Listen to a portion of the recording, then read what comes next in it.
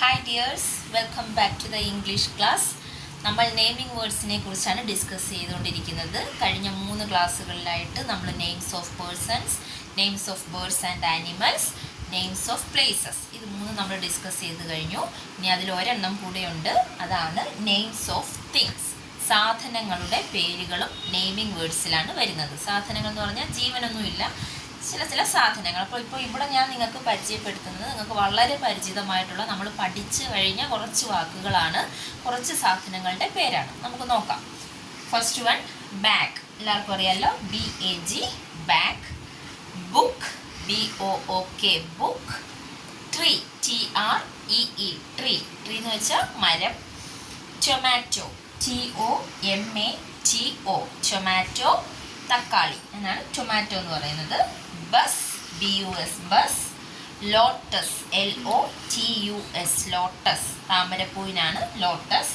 Spoon, SPOON, spoon. Umbrella, UMBRELLA, umbrella. Umbrella കുടയാണ്. അപ്പം ഇത് കുറച്ച് സാധനങ്ങളുണ്ട്, ഒരുപാട് സാധനങ്ങളുണ്ട്, അതിനെല്ലാം ഇംഗ്ലീഷ് വാക്കുകളുണ്ട്, അതെല്ലാം നെയിമിംഗ് വേർഡ്സിലാണ് വരുന്നത്. നമുക്കിപ്പം കുറച്ച് ഈ ഒരു 8 വാക്കുകൾ ആദ്യം പഠിക്കാം. അപ്പം ഞാനിതിൻ്റെ പിക്ചേഴ്സ് നിങ്ങൾക്ക് പരിചയപ്പെടുത്തി തരാം. അത്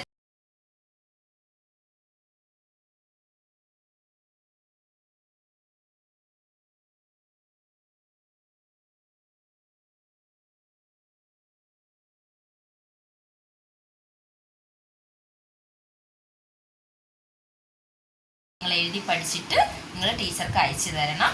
അപ്പോൾ ഇതോടുകൂടി നമ്മൾ നെയിമിംഗ് വേർഡ്സ്, എന്താണ് നെയിമിംഗ് വേർഡ്സ്, പേരുമായി ബന്ധപ്പെട്ട കുറച്ച് വാക്കുകളാണ് നെയിമിംഗ് വേർഡ്സ്. അതിൽ എന്തൊക്കെ വരും?